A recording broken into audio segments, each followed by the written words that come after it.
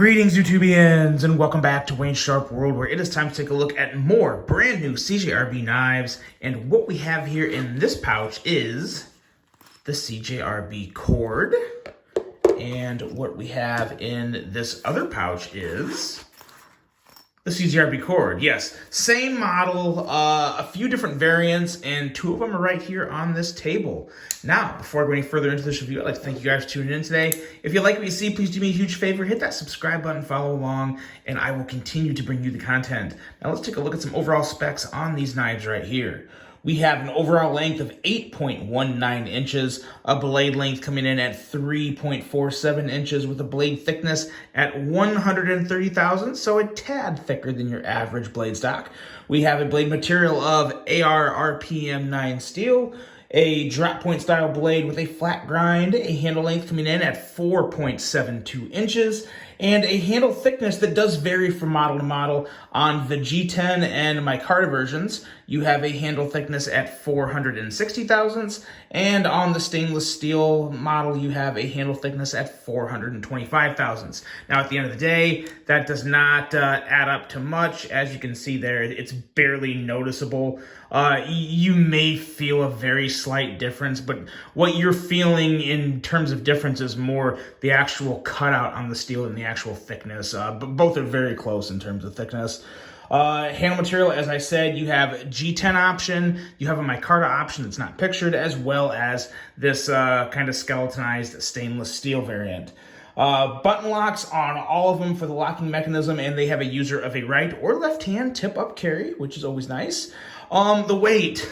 So really stupid story. My scale, the battery died on it, and when the battery died, I realized that it actually doesn't take external batteries. It's one rechargeable internal battery, and apparently there was a cord that came with it that I just can't find, and I was really unable to track down the specs in terms of the differences in weight. So obviously the stainless steel one is heavier than the G10 version. I will say, while I don't have the actual weight of this knife, for this size of knife, it really is not bad at all. It's, in my opinion, it's relatively light for this big of a knife. So not bad in the weight department. And then this one, of course, is a little heavier, but you probably know that.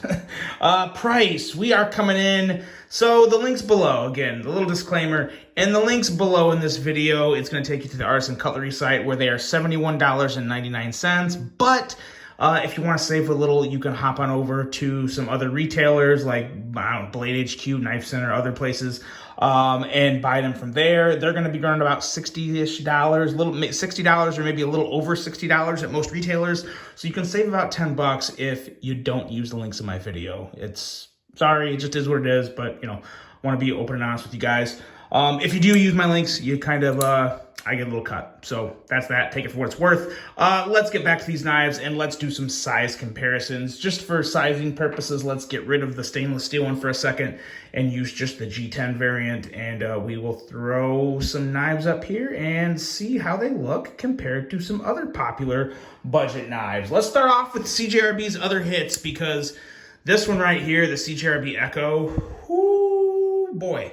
One of my favorites of the year so far. You guys know it's a Laconico design, so I'm naturally going to like it, but that really does feel something special in the hand. As well as this CJRB Pyrite 1925 with the Warncliffe blade, also phenomenal. Arguably the best start to a year a knife company could have from a budget standpoint. These two are phenomenal, absolutely phenomenal. And as you can see, the cord is slightly bigger than both of them. Let's hop out of the CJRB world for a second and take a look at some other brands. Here we have the Vosteed Thunderbird, which is actually a really good size comparison. Very good. As well as the Civivi Conspirator, also a very good size comparison. Very close in terms of overall length. So if you know the Thunderbird, if you know the Conspirator, you pretty much know the size of the cord. So there's your size comparisons.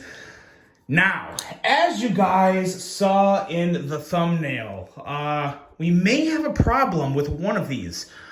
We actually do have a problem with one of these. So we're going to talk about that. We're also going to highlight these knives in terms of what does work, because one of these models is much better than the other, again, in this simple review you see here between these two knives. Keep in mind with budget knives, not just with CJRB, but with Civivi, Kaiser, the Voss-Dude, all the budget knife manufacturers, you can always find a lemon. You can always find something that's, you know, not up to their quality standards. And that's what we have here with this G10 version, unfortunately, because I do like the G10 version in terms of feel and hand and aesthetics better than the stainless steel version. That's a pure personal opinion there. But first, let's talk about the blade, and then as we move through the review in Wayne Sharp World style, we will address the issue with the G10 version. Now the blade is actually a really attractive blade. It's a very simple drop point / clip point. What do you want to call it? It looks kind of more like a drop than a clip, but that's up for debate. Either way, it's a really good looking blade. 20 thousandths behind the edge of both of these. Nice consistent edges, very smooth edges, cut very well. And yeah, if I didn't say this already, boy, they look good. They really do look good. It's more of a traditional style blade shape, but sometimes it's hard to beat the basics, especially if you do a good job at it. And both of these knives are very good from a blade standpoint. Excuse me. Blade in general is very good on both of these. No issues whatsoever. And even down by the plunge grinds, you got some pretty respectable plunge grinds. Again, nothing crazy, ridiculously custom-like, but pretty good. Definitely better than your average budget knife plunge grind. And you have a little bit of a sharpening choil there. Wouldn't mind having a little more life on that sharpening choil, but nonetheless, good looking blades. Now, when you get into the handle, there's obviously a really big difference. It's just as much aesthetic as it is feel. I'll be honest, the actual ergos on both of these knives, I don't have a huge problem with. I do like the feel of the regular G10 in hand more. I think probably 95+% of people will. I don't know if anyone would prefer this skeletonized stainless steel version because you just feel the holes, I don't know. It's not quite my cup of tea in terms of a type of handle that I like. It's just, it's really not. Now, with that being said, I am a fan of the full stainless steel pyrite. It just feels really good. You don't feel holes, and I just love the completely neutral color scheme going on it. Really, really nice there. And you do have some positives in terms of like the solidity of the handle, but from an aesthetic standpoint, I just really don't like all the holes. I really wish they would have just done a bunch of internal milling and left the scales full with no holes. But I noticed when I looked in here, they did still do a good amount of internal milling. So they really took a lot of weight out of this handle. And I will say, for an all steel knife, it's not super handle heavy. And that's what you would definitely have if they didn't skeletonize the handle. So yeah, they were really left in a predicament here.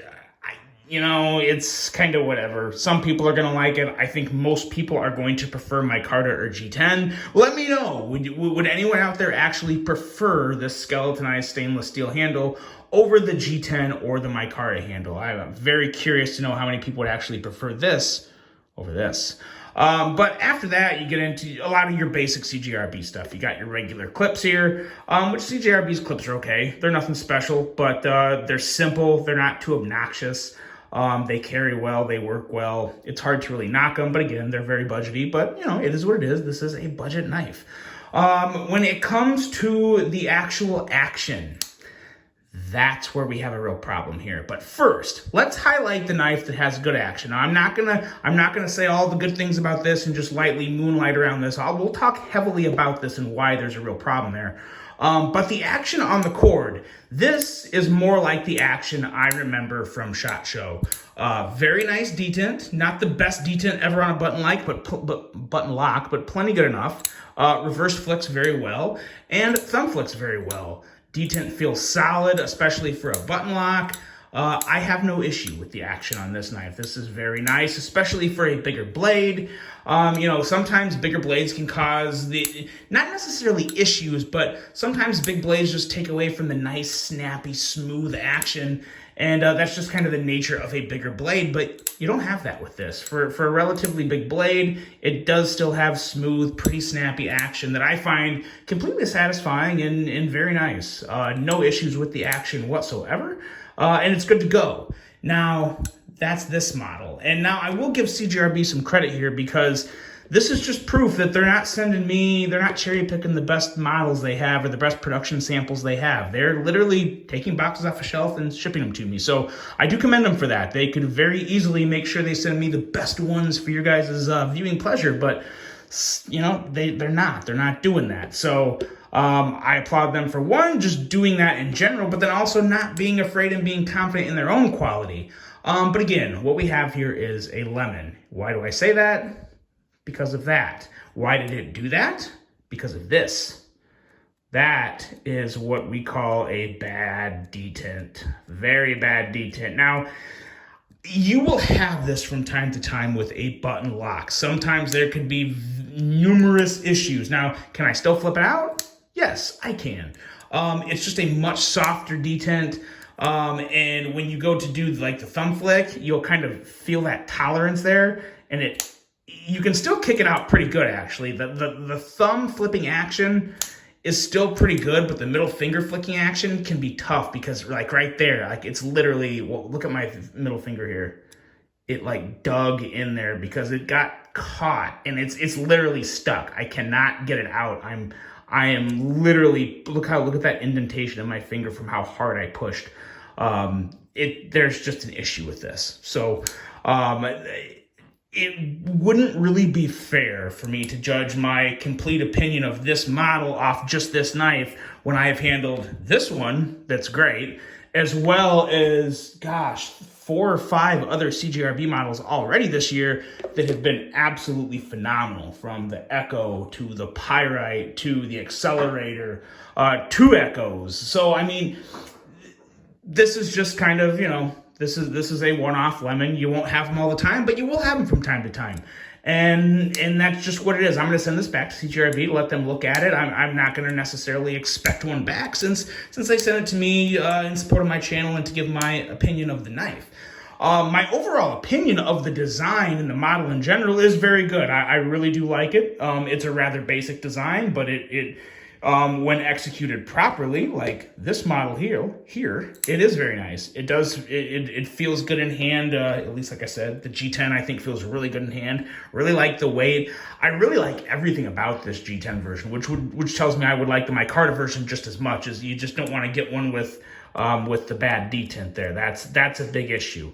But again, I would definitely not expect to see that on one of these if I ordered it. I mean, there's always a chance. There's always a chance you could get one like that, but I definitely would not expect it. And that's probably the best news of this whole review, is that I got this and one of you guys didn't. So, hey, there you go. There's one lemon out of the possibility of getting. So you're welcome. The things I do for you people. But no, at the end of the day, it is a really good design. It's a very nice model. And I would recommend it. I would 100% recommend it. It looks great. It's good size. Even when you have a lemon, it does still flip. There's still things you can do, but obviously you don't want the lemon. You want one without the detent issue. So that's that, guys. At the end of the day, it is a really good one, especially for 60 bucks. Can't beat that at all. Let me know what you guys think of this review. I really hope you enjoyed it. Hope you have a great rest of your day. And until the next one, I'm out.